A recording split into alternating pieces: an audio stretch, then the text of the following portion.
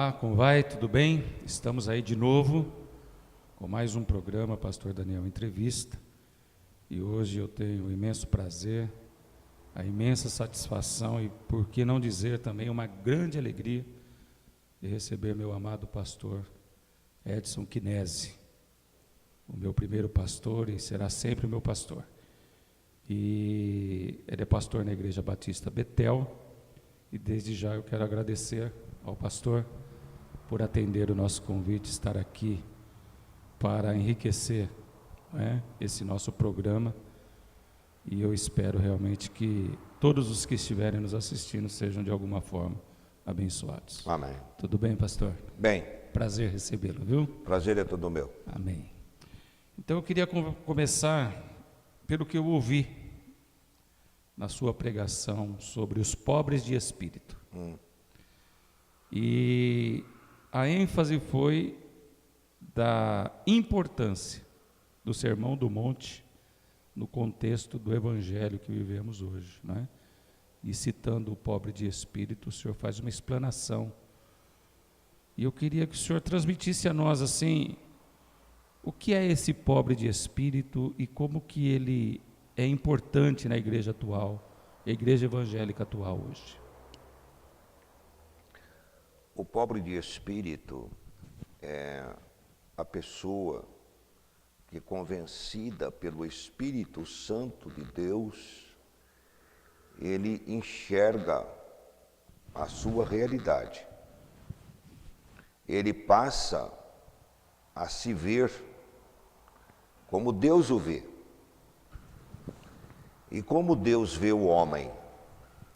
A palavra diz: não há um justo, não há sequer um. Deus vê o homem, e esta é a realidade, como uma pessoa que não tem condições de fazer nenhum bem, nenhum ato de bondade ou de justiça. E por isso precisa ser salvo e resgatado desta situação para que ele possa ser transformado pelo poder de Deus. E eu me lembro que o senhor falou também desse convencimento, né? Que o Espírito exerce para o homem se tornar pobre de espírito. O que a Bíblia ensina é que o homem é incapaz, assim como ele é incapaz de fazer qualquer ato de bondade ou justiça, ele é incapaz de ser salvo, a não ser que Deus interfira, a não ser que Deus tenha misericórdia do homem e venha de encontro a este homem. A redenção divina, isto é, a salvação, o resgate do homem, passa pela ação de Deus de forma completa. Deus é o protagonista da salvação. A Bíblia diz que Jesus é o autor e o consumador da nossa fé. Então veja bem, para este homem ser salvo, ele precisa primeiramente ser convencido do seu pecado, e isso é o Espírito Santo que vai realizar. O Espírito Santo é que vai mostrar a realidade do homem, que é o seu pecado e a sua perdição, e que ele precisa de Deus. Isto é obra divina, isto é obra do Espírito Santo. Está escrito no Evangelho de João, capítulo 15, que fala da vinda do Consolador. Capítulo 15, 16. Mas quando ele vier, está se referindo Jesus ao Consolador, ao Espírito de verdade, ele vai nos guiar em toda a verdade. E ele vai nos convencer do nosso pecado, da nossa maldade, da justiça divina e do juízo divino. Tudo começa com esse convencimento, essa ação do Espírito na vida do homem. Em alguns, de forma mais intensa, e em outras de uma forma menos intensa. Mas sempre há essa operação divina, esse agir divino do Espírito Santo, trazendo para o homem a realidade do que o homem é: pecador, perdido, necessitado de salvação. Nesse caso, pastor, sois salvos pela graça. Essa graça tem todo esse aparato, não é? De convencimento, de tornar o homem pobre de espírito, de aceitar as regras do reino do Senhor. Qual é o mistério da fé? Porque nós somos salvos pela graça, mediante a fé. A fé no homem, ela vai operar de que maneira? Ele que produz, é produzida. Qual é esse mistério da fé no coração do homem? Voltemos para a palavra onde a Bíblia diz que Jesus é o autor e o consumador da nossa fé. E a fé nos é apresentada como um dom de Deus. Não é o homem que gera a fé. É interessante que tudo para a salvação do homem é provido por Deus. Tudo, do início ao fim. A fé é um dom que Deus dá para o homem. Tanto é que a palavra de Deus diz: a fé vem pelo ouvir, e o ouvir pela palavra de Deus. Então, a fé vem para o homem, não é que a fé está no homem. Se a fé estivesse no homem, haveria algum mérito do homem no processo de salvação. Mas como a fé não está no homem, então todo o processo de resgate é de Deus, e toda a glória é para Deus. Sempre para Deus, então. Sempre para Deus. Ele nos amou primeiro. Ele nos amou primeiro. Ele nos escolheu. Ele tomou a iniciativa. Ele fez todas as coisas. Todas as coisas são dele, por ele e para ele. Porque às vezes a gente acha que é bonzinho ainda, né? Aí é que está. Aí é que Que está. a gente merece alguma coisa. Aí é né? que mora o perigo. Aí mora o perigo. Pastor, na sua página, O Jornaleiro,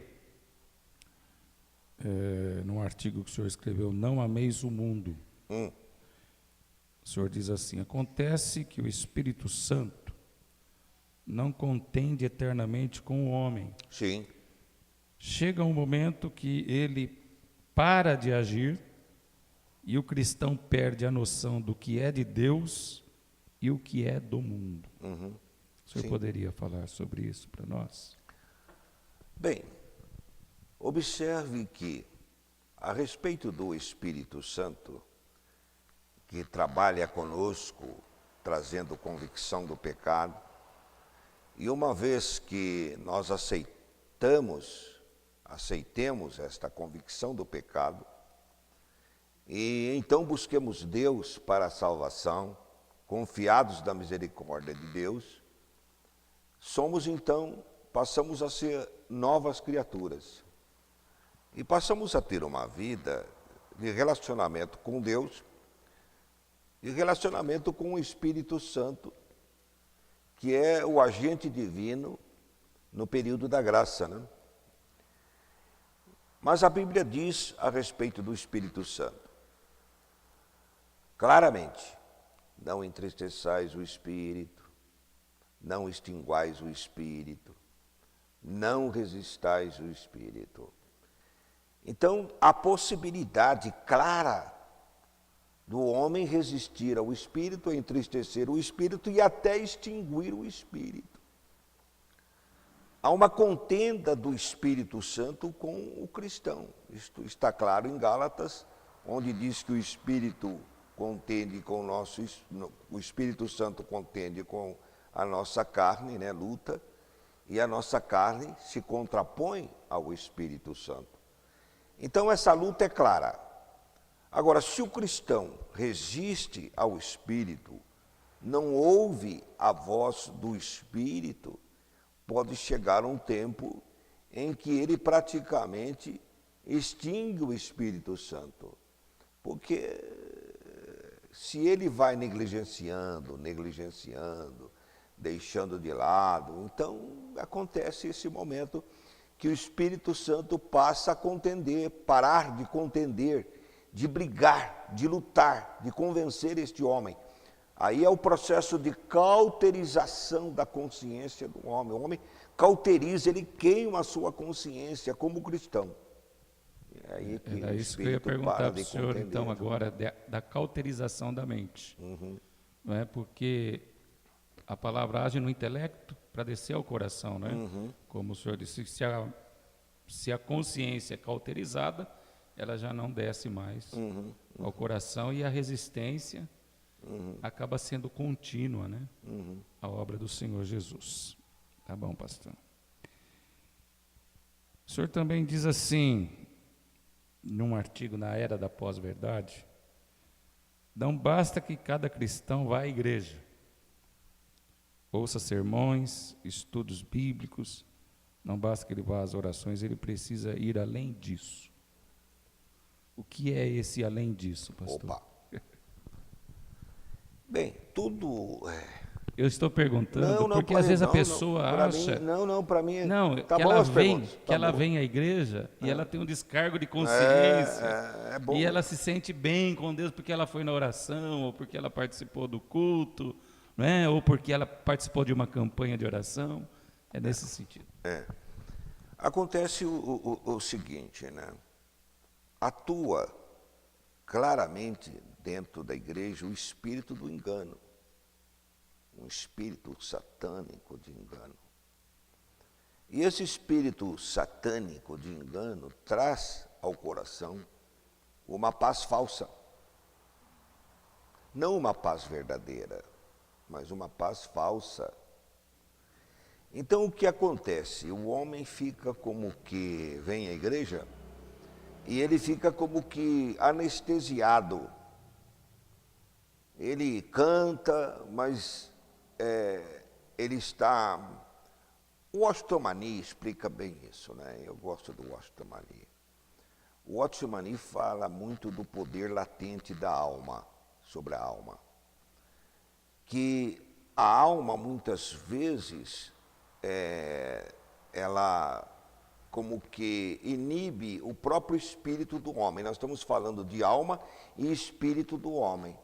Então, o cristão que se deixa ser seduzido pelo poder latente da sua alma, que não dá vazão ao Espírito, para o Espírito Santo atuar no seu espírito, então ele tem uma paz a nível da sua alma, não ao nível do seu espírito numa relação com o Espírito Santo de Deus. Então é estabelecida como que uma paz falsa, não uma paz verdadeira. Então ele se anestia. Então ele escuta, pode ver, a questão é interessante só observar na questão dos cânticos, né? Quando a pessoa está louvando a Deus, ela levanta as mãos, e ela chora, e ela balança o corpo, e ela dança. Passou ali a primeira prova que ela tem, pronto, tudo aquilo acaba. O que é isto? É a paz falsa. Ali ela tem uma euforia, uma alegria que também é falsa. Não é produzida pelo Espírito Santo no espírito do homem, mas é produzida pelo próprio homem, pela sua alma, num engano satânico deste homem. Então, se ele fica só vindo à igreja, cantando, até orando, e ouvindo a pregação, mas ele não tem uma vivência com Deus, quer dizer, ele não experimenta o poder de Deus, esse convencimento do Espírito do qual nós estamos falando e que é importantíssimo. Quer dizer, ele não tem relação com o Espírito Santo, ele não tem um diálogo permanente com Deus. A vida cristã é um diálogo permanente com o Criador. Eu gosto muito de uma frase, eu costumo repetir em tudo quanto é situação, né?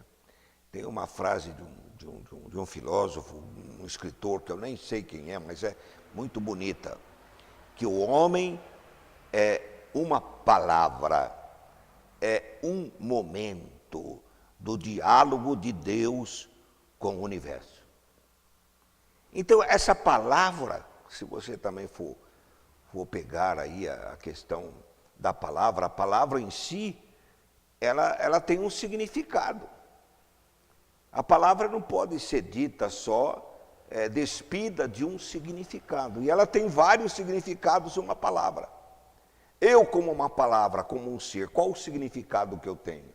Eu vou ter um significado na medida que eu estabeleço esse relacionamento vivo com Deus, uma amizade com Deus, um conversar contínuo. A minha alma, meu coração, meu ser, meu espírito tem que estar conversando toda hora com Deus. Agora, se ele não vai além disso, se ele não chega neste ponto dessa vivência, a palavra de Deus, Paulo diz, andai em espírito e não cumprireis a concupiscência da carne. Se ele não chega nesse ponto de andar no espírito, respirar Deus, transpirar Deus, ele corre risco de estar dentro de uma paz enganosa, uma salvação enganosa e um evangelho enganoso. Isso que eu ia perguntar. Essa paz enganosa pode se transformar numa enganação, Num evangelho enganosa também. Mentirosa. Pelos frutos se conhece a árvore, disse Jesus, não é? Pelos frutos. Agora, se você for lá para o capítulo 15 do Evangelho de João, onde a palavra de Deus diz que quem está ligado em Cristo produz frutos, e esses frutos são frutos que redundam no quê? Na salvação de outras pessoas, e são frutos também do caráter, onde a palavra de Deus fala dos frutos do Espírito. O crente, ele é frutífero. Tudo que Deus faz tem uma finalidade. O peixe tem uma finalidade, a árvore tem uma finalidade, a nuvem tem uma finalidade e o ser humano salvo tem uma finalidade. Se ele não cumpre a sua finalidade, se ele não dá fruto, então é arrancado e queimado, como diz a palavra de Deus do capítulo 15 do Evangelho de João. Nessa questão, pastor, não só os ouvintes, mas acho que deve ter muito disso no púlpito também, não? Entre pastores, líderes, porque às vezes a gente eu olho a ovelha, né? Sou supra-sumo sobre ela, não é nada disso. Porque esse mesmo engano pode estar acontecendo desse lado do altar também, não? Com líderes e com pastores. Com líderes e pastores. Certamente. Tem muito pastor que está enganado. Porque... às vezes nem passaram por um processo de conversão. Não. Eu achei interessante algo que me falaram uma vez, eu percebi que era verdade mesmo, isso é verdade, né? E às vezes até a gente, na vida cristã, passa por essa fase. Uma pessoa falando a respeito de outra, né, que falava, então dizia assim, ele gosta de pregar porque ele gosta de se ouvir. Então há muito pregador que prega porque ele gosta de se ouvir, porque a pregação traz uma projeção para ele. Há pregador que prega por sua satisfação própria. Aí é que mora um perigo tremendo. Eu sirvo a Deus não para minha satisfação própria, não para que eu me sinta bem, mas eu tenho que servir a Deus para agradar a Deus. Por isso é que precisa haver aquela busca contínua da pergunta, como Deus me vê?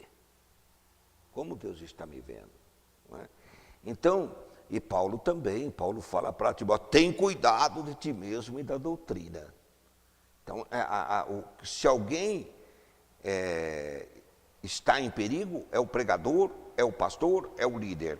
Ele corre mais perigo e mais risco do que a própria ovelha. Eu me lembro que há muitos anos, pastor, mas bastante anos atrás, numa mensagem, não me recordo agora se é numa mensagem ou se foi no estudo bíblico, que o senhor estava falando das motivações de um líder, de um pastor, de um crente em si. E que 99% dessas motivações eram pecaminosas. Sim. E eu tive algumas experiências nesta área, E eu olhando para o meu coração, muitas vezes eu vi que a motivação de eu estar fazendo tal serviço para o mestre, entre aspas, provinha de uma autoconfiança, de um autodestaque da minha vida. Como que eu posso combater isso, pastor? É difícil. Na minha vida, porque de repente você sai do altar e o irmão chega, que bela palavra. É difícil. Não é? Pastor, o senhor é uma bênção, que unção. É difícil. Aí você vai para casa se achando que... Não é? Que espírito contrito nós devemos ter. Não é? Que vai dizer realmente da minha conversão com Deus, né? Porque a glória é a Ele, né, pastor? Eu creio que nós, pastores, nós vivemos um terreno muito perigoso. O pastor sabe, o pastor creio que vive também essa experiência, né? Porque é normal você pregar e querer saber como foi, como que você pregou. Eu acho que isto faz parte do ser humano, mas é um perigo para nós, não é? Porque eu tenho essa preocupação, mas eu não acho válida. Eu tenho muitas coisas na minha vida que eu mesmo questiono diante de Deus e peço constantemente perdão a Deus. Essa luta que o pregador vai ter, ele vai ter sempre. A luta do quê? A luta dele se preocupar de sair bem, a luta dele se preocupar como os outros estão vendo a pregação dele, como ele está se saindo. É um perigo que o pastor corre e que ele, o único remédio que ele tem é confessar a Deus: Senhor, eu sou desse jeito, eu te peço perdão. Então, eu creio que na vida do cristão e principalmente do pregador, a maior parte das suas orações são orações confessionais. Por isso que eu gosto de Santo Agostinho, não é? Santo Agostinho, ele escreveu uma literatura na sua época que para mim foi revolucionária. Ele escreveu um livro de confissões. Então o livro dele chama Confissões. Então eu creio que Santo Agostinho, um bispo de Hipona, mais ou menos 350 e depois de Cristo, não é? Hipona era na África, né? Foi bispo africano. E é interessante porque você pode pensar bispo africano, mas acontece que essa região onde Agostinho foi bispo era uma região de colônias. Os romanos, desculpa entrar nessas situações, não né? tem problema. Mas os romanos abriram várias colônias ali nas costas ali da África, sabe? Que era um lugar onde eles iam. Era um lugar chique, é igual hoje vai se passar férias em Miami, vai se passar férias em outros lugares aí, gostosos de ir, né? E eles iam para esses lugares aí, nessa localização aí, onde Agostinho se tornou um bispo. Então ele escreve essa obra aí, importantíssima, Confissões. E eu acho que o pastor tem que estar sempre confessando, sempre. Principalmente depois que acaba a pregação. Para mim, o dia mais... o pior dia é a segunda-feira, porque é o dia depois da pregação. É evidente que com o tempo a gente vai melhorando, vai conquistando mais vitória, alcançando mais graça do Senhor, mas e o Espírito Santo nos ajuda em nossas fraquezas. Mas o pastor tem essa fragilidade. E ele tem que ter o cuidado. Agora, o problema é que a maioria não tem essa consciência. Não é? A maioria gosta de ser bajulado, de ser aclamado, de receber tapinha nas costas. E nós devemos estar atentos quanto a isso, devemos rejeitar isto. Uma das coisas que eu tenho, uma palavra que eu tenho sido usado bem no meu vocabulário, e uma experiência como cristão que eu tenho tido é o seguinte: Senhor, eu não sou hoje o que eu fui ontem. Não sou. Então é isso que me traz consolo, conforto. Porque eu digo, eu rejeito aquilo que eu fiz, aquilo que vem na minha mente, aquilo que vem no meu coração, eu rejeito, eu não aceito. Eu quero a vida do novo homem. Eu quero me apropriar daquilo que Deus me deu, o novo homem. É isso que me traz conforto. Eu me lembro até sobre isso, de uma ministração que o senhor fez numa reunião da ABN, que a gente tem que sempre, se eu não me falha a memória, a gente sempre tem que ter algo transformado na nossa vida. De fé em fé, de glória em glória, não é? É um movimento, é uma ação contínua do Espírito em nós, não é?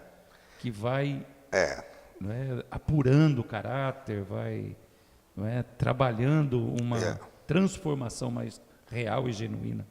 Agora, neste momento, por exemplo, até eu me sinto assim, me dá calafrio, né? De pensar nesta verdade bíblica, não? Porque a palavra de Deus diz que nós somos transformados de glória em glória. E é interessante que a gente pensa numa transformação homeopática, em doses homeopáticas, né? Um pouquinho de cada vez. Mas não é isso que a palavra de Deus fala. Quando a palavra de Deus fala de glória em glória, é como se você saltasse, é assim que eu vejo o texto, como se você saltasse de uma glória para outra glória. É algo espetacular. Agora, quando eu penso nessa transformação de glória em glória, e aí então eu penso também na palavra de Deus, que fala, não vos conformeis com este mundo, mas transformai-vos pela renovação do vosso entendimento. Eu penso que, em razão desta vivência que eu falei com Deus, deste diálogo permanente com Deus, Deus traz para você aquilo que Ele é. Deus se mostra para você. Então, há um crescimento, eu diria, teológico, falando assim como entre pastores, há um conhecimento teológico que advém da sua vida com Deus. E é evidente que conforme o tipo de conhecimento, aliás, o conhecimento que ele traz para nós dele, na vivência dele, em nossa vida, é um saltar de glória em glória.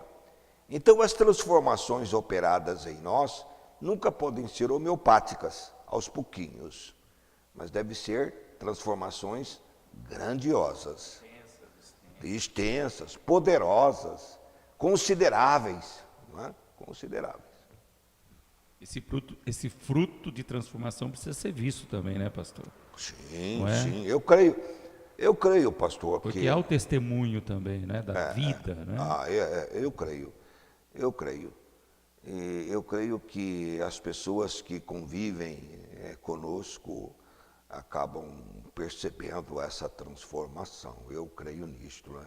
Porque é uma transformação conceitual também.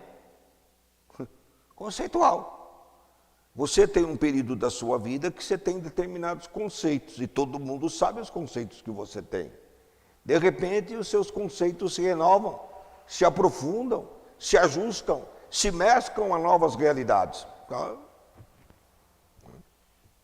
Falando desse versículo que o senhor falou agora, da renovação do da glória em glória, do entendimento. Renovação do entendimento. Do entendimento que o texto fala, sacrifício vivo, né?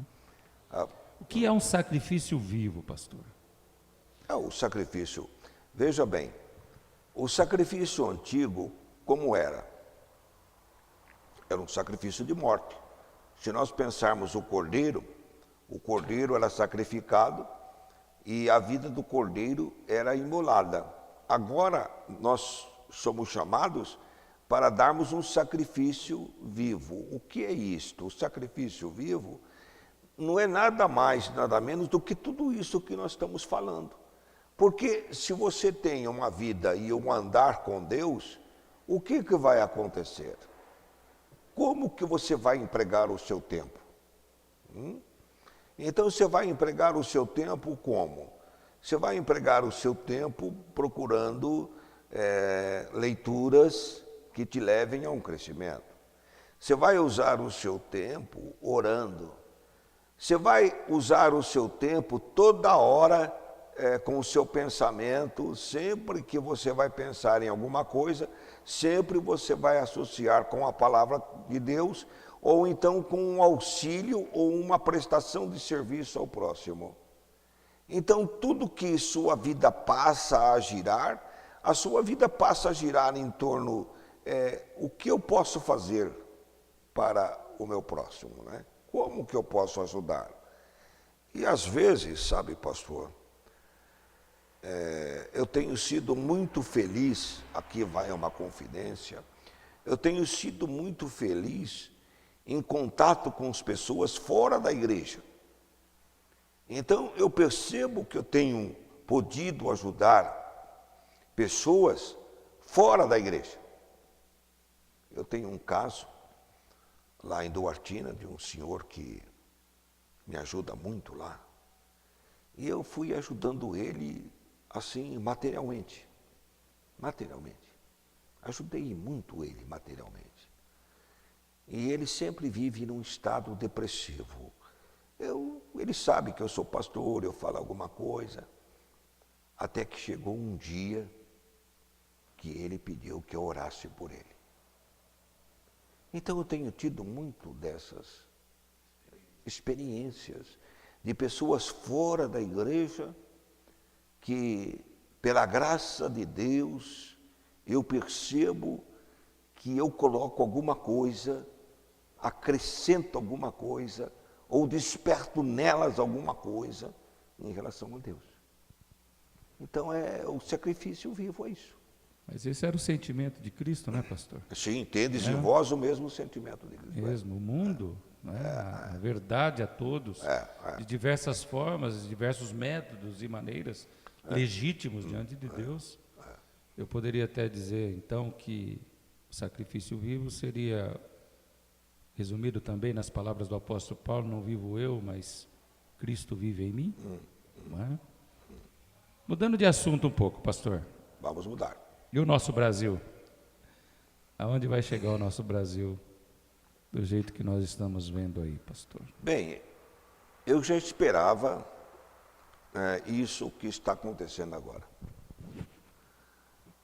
E quando eu ouvia, porque você ouve falar, né? Mesmo na minha denominação, na nossa denominação, é levantada a bandeira do avivamento espiritual. E eu não vejo como possa haver um avivamento espiritual sem que haja um julgamento de Deus. Então eu creio que a nossa nação está passando por um julgamento. Inclusive o senhor escreveu sobre isso também, Sim, juízo sim. ou Juízo avivamento. ou avivamento, exatamente. Então eu creio que a nossa nação está passando por um juízo divino. Eu creio que estes homens estão passando por um juízo divino. Deus está julgando. Deus está nisso, graças a Deus. Porque quando isto acontece lá fora, ai de nós que estamos aqui dentro. Nós temos que pensar nisso. Se está havendo juízo lá fora, olha aqui, cuidado com o juízo para nós aqui dentro. E outra coisa, o pastor sabe do flerte dos evangélicos com o poder. O pastor sabe do flerte dos evangélicos com a política.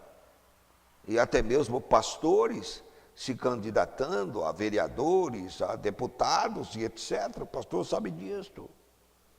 Então, o juízo de Deus está vindo. Se a igreja não enxergar isso, se a igreja não parar de flertar com a política, de flertar com o mundo, não tem dúvida que isto vai trazer consequências terríveis para a igreja. Eu creio que a consequência para a igreja já está vindo, eu creio. Eu creio que a consequência para a igreja já está vindo, porque o pastor prega, eu prego, e o pastor pode ver. Parece que a gente está pregando para o vento. Está pregando no deserto. Tem pessoas ali, mas as pessoas ali não estão sintonizadas com Deus, não. Eu me lembro que quando eu era mais jovem, menino, eu terminava a pregação e terminava o culto, eu saía com os meus primos, os nossos primos, não é? Você chegou a conhecê-los, o Caleb, o Auricildo, o Arildo e outros colegas daquela época. E a nossa conversa era sobre pregação. Eu fico impressionado como chega na segunda-feira, eu sei que crentes se encontram, e eles não comentam nada da pregação. É a mesma coisa que eles foram assistir uma novela. Eles foram assistir o show do Faustão. Não foram numa pregação. Não é? Porque se fossem numa pregação, é o que eu falei. Se a pregação traz convicção, se isso se traz perturbação, não comenta nada. Parece que você falou abobrinha. Não é? Então a situação está essa. Eu creio que uma nuvem de, assim, eu tenho essa percepção, uma nuvem de incredulidade, uma nuvem de indiferença, uma nuvem de não querer saber de nada, de se preocupar só com o seu umbigo, está tomando conta da igreja. E o juízo começa pela casa do Senhor, né, pastor? O juízo começa. E está começando. Está começando, porque você pode, embora você veja pessoas assim que são cristãs, não estou dizendo que este juízo é específico para aquela pessoa, mas o juízo sobre a igreja está também se mostrando, você pode ver que tem aumentado o número de enfermidade dentro da igreja. Você pode ver. Aumenta. Bastante. Tem bastante crente enfermo. Bastante. Agora, isso não quer dizer que seja, eu acredito no juízo divino da seguinte maneira. O juízo divino vem. Não quer dizer que ele vai atingir aquela pessoa específica que está cometendo o erro. Pode chegar numa pessoa que esteja vivendo uma vida maravilhosa com Deus. Mas o juízo está ali para cair, está ali. Uma hora ele cai e vai cair sobre uma pessoa. Agora, aquela pessoa que está sendo enferma, eu sou culpado também pela enfermidade dela, pela minha indiferença. Então está havendo um juízo maior sobre mim do que aquela pessoa que está enferma. Porque o juízo sobre a enferma, ele é disciplinador e purificador e aperfeiçoador. E em mim não está acontecendo isso. É uma coisa muito séria. E é muito sério mesmo. Muito séria. Muito sério. As pessoas não pensam nisso. Que nós somos culpados de muitas enfermidades de nossos irmãos. E que a situação nossa, como observador, como alguém que também não está tendo enfermidade, é mais perigosa do que a dele. Porque ele está sendo chamado à consciência. Ele teve o privilégio de ser chamado à consciência. De ter ficado doente para pensar. Para pensar. Para refletir. Para pensar. E eu estou bonzão aqui, continuando na minha. Eu lembro do livro de Amós, pastor, que quando o profeta fala do juízo de Deus para várias nações, por 3 e 4 transgressões punirei, e ele vem discorrendo sobre todas as nações, e parece que Israel vai ficar de fora, que Judá vai ficar de fora. Aí no contexto final, depois do capítulo 2, e ele fala da contenda do Senhor com Israel, e da contenda do Senhor também com Judá, né? Então essa coisa do juízo não é só os povos não cristãos, mas principalmente nós que temos a luz, né, do Evangelho. Temos a luz. Recebemos a luz, né, a iluminação, e continuamos assim. E não aprendemos com a história. Não aprendemos com a história, porque a palavra de Deus diz que a oliveira legítima é Israel. E nós somos como aquela oliveira brava que fomos enxertada na oliveira legítima. O que aconteceu com a legítima? O que aconteceu com a legítima? Olhe o que aconteceu com Israel. Olhe o holocausto. O que pode acontecer conosco que somos oliveira brava e que fomos enxertados? Nós não temos a noção da história. Nós não aprendemos com a história. Então nós podemos ter sobre nós uma condenação bem maior do que aquela que teve Israel. Podemos ter perdas terríveis por causa disso. Nesse contexto, a igreja tem pouco a fazer pelo Brasil, né, pastor? No estado que ela está hoje. Porque ela teria que ser um canal no meio dessas trevas todas. A levar a esperança, um novo caminho, pelo menos a paz no coração dos homens que estão aflitos, não é? Desesperados, quase que alucinados com essa situação. Mas, pastor, pense o seguinte, eu estou para escrever um artigo no Jornaleiro sobre isso.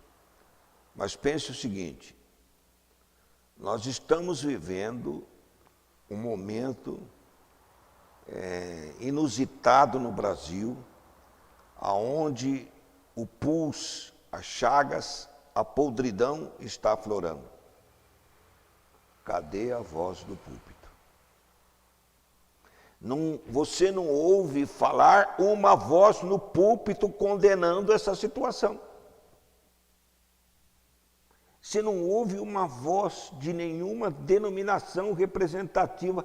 Até os católicos estão calados. Como pode ser isso? Então, quem cala consente, né? O pastor Rogério sempre fala. Quem cala, consente. Nas suas abordagens sobre o assunto, ele fala dessa omissão. Essa omissão. Não é que nós evangélicos temos para com uma situação tão podre, né? Tão podre. Pelo menos a voz do púlpito tinha que, pelo menos, eu não vou dizer se dedicar um sermão, mas pelo menos nas entrelinhas, a gente deveria estar falando sobre isto, sim.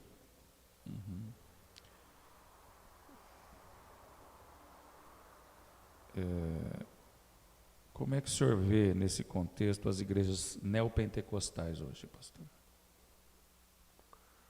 Bem, primeiro...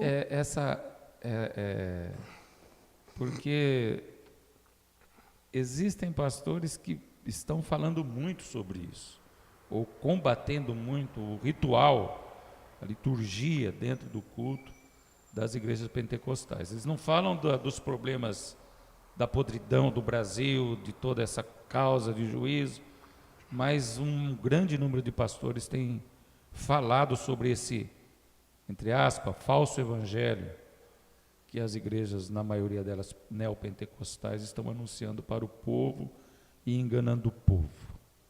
Como é que o senhor está vendo essa situação? Pastor, eu acho que eu também não falo muito. Há pastores que gostam de falar, de combater imagens, combater os católicos, combater idolatria. E também bastante pastores que combatem essas situações. Sabe, pastor, a minha visão disto é que quando nós combatemos, quando nós acabamos assim, nos enveredando por uma atitude dessa natureza, é porque nós estamos com falta de conteúdo. A nossa preocupação, eu não tenho que me preocupar com o que está acontecendo lá com a igreja lá do Bispo Macedo, ou então da igreja lá do apóstolo do chapéu. Eu não tenho que me preocupar com isso. Eu tenho que preocupar de pregar a palavra para minhas ovelhas. A palavra. Essa deve ser a minha preocupação. Então, veja bem, quando eu estou pregando a palavra, Estou dizendo, esta é a verdade? Estou mostrando na palavra de Deus, esta é a verdade?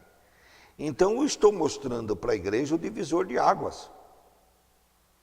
A minha preocupação é com a minha plateia, meus ouvintes. Então, eu posso falar isso no jornaleiro, mas a pregação da palavra de Deus que eu estou dizendo, que mostra o divisor de águas. Então, eu tenho que me preocupar em pregar a palavra. Se eu prego a palavra, porque, sabe, pastor, eu vejo que nós já tivemos momentos da igreja, que a igreja se dividia, primeiramente, entre batista e presbiteriano e metodista, né? Tínhamos 3 denominações assim representativas.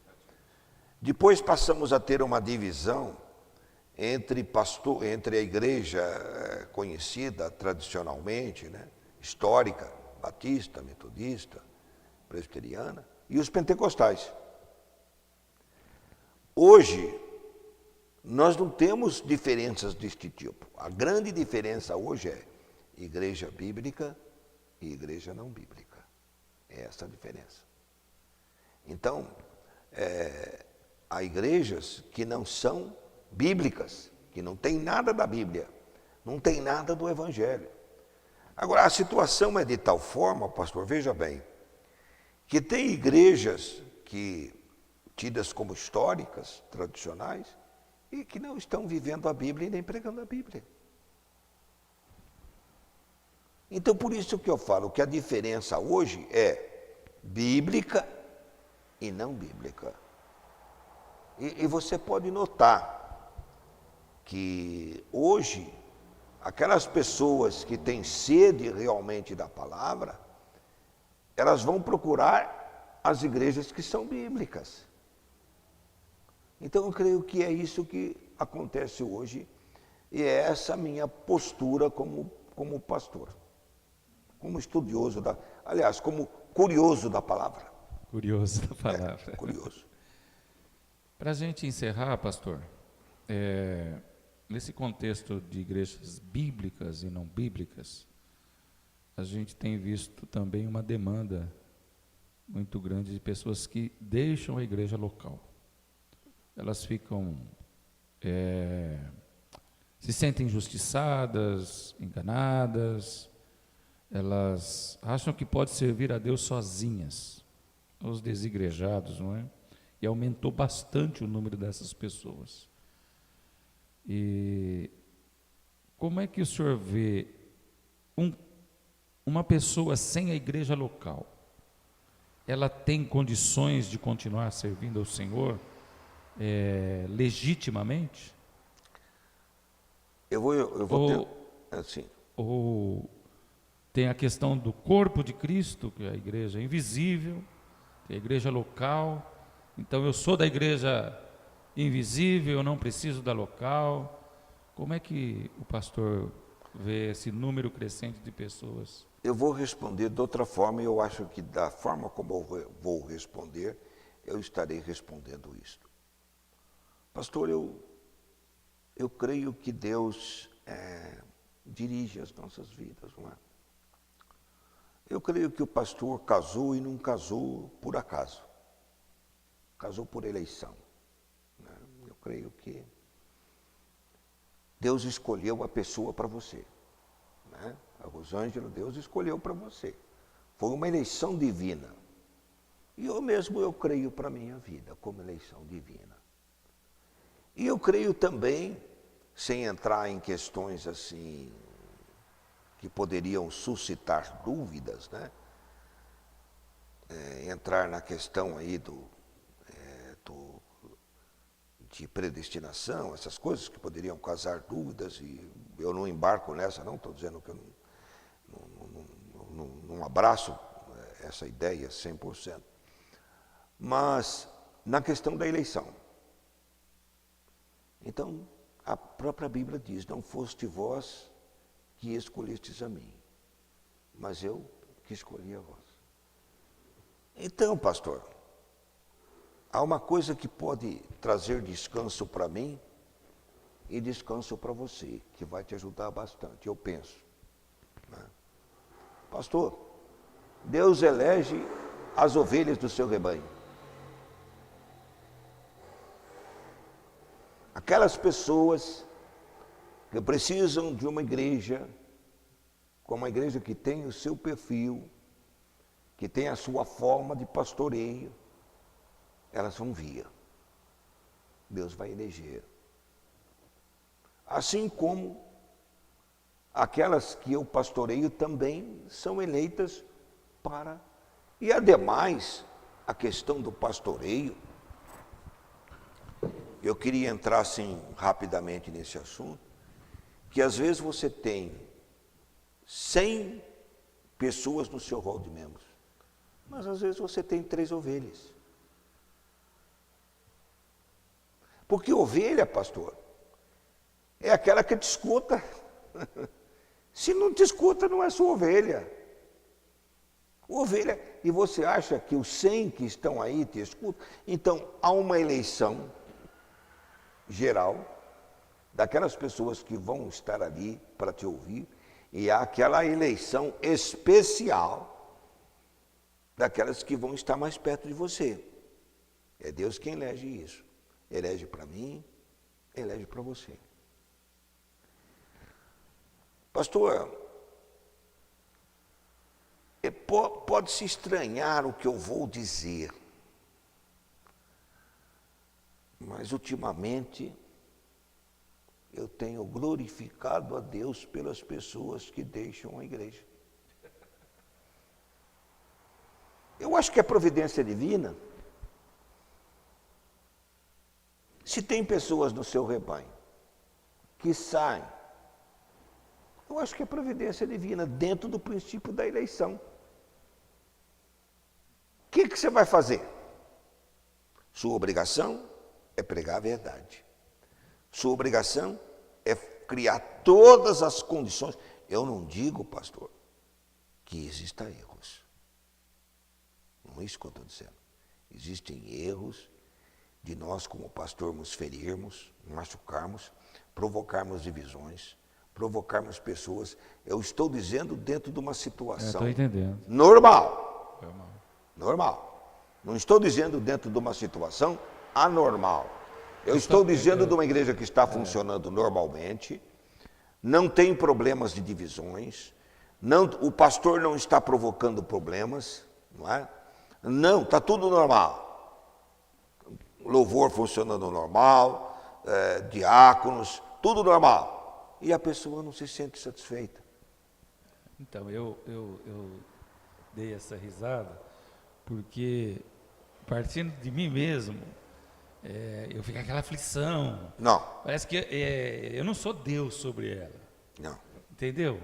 Eu não sou Deus e parece que às vezes eu tomo essa posição de Deus. Não, eu tenho que trazer essa pessoa, eu tenho que fazer isso. Entendeu? E pastor, a igreja precisa sempre estar passando, pastor.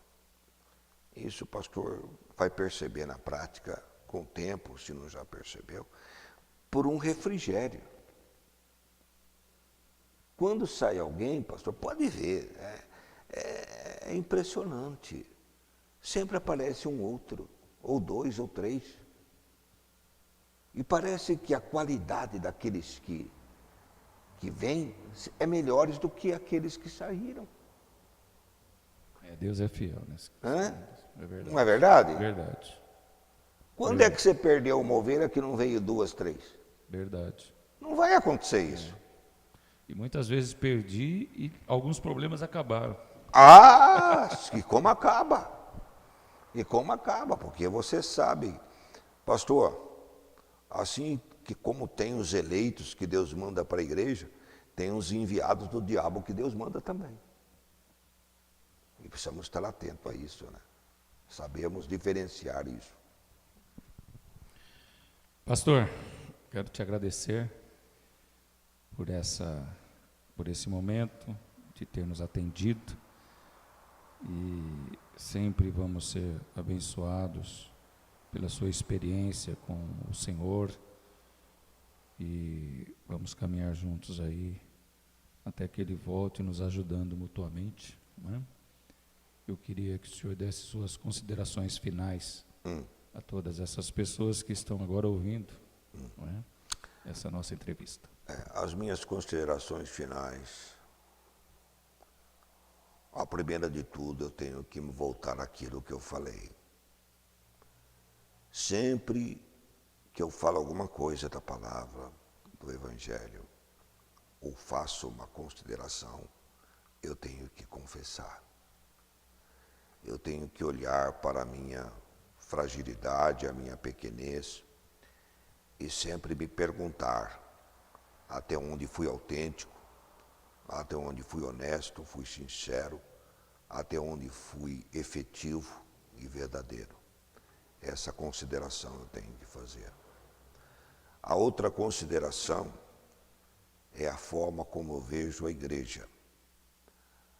Eu não tenho, ali onde eu estou, não é meu reino especial ou separado. O reino de Deus é amplo. Aqui onde eu estou é reino de Deus. O pastor com quem eu estou é reino de Deus. E há tantos outros pastores, há profetas que ainda não se dobraram a Baal. Nós não podemos perder a esperança. Se há corrupção, se há maldade, se há lama, se há tantas coisas ruins acontecendo, mas muitas coisas boas também estão acontecendo. E dentre as coisas boas que estão acontecendo é que a luz do Evangelho ainda não se apagou. A luz de Deus ainda continua a brilhar e continuará a brilhar sempre até a volta do nosso Senhor. E estamos aqui para sermos esta luz. Não percamos a esperança e nem a confiança. Amém. Chegamos ao fim de mais um programa, Pastor Daniel Entrevista, hoje com o pastor Edson Quinese. Desejamos a você um grande mês, uma grande semana e que Deus abençoe a todos em nome de Jesus. Até mais. Amém.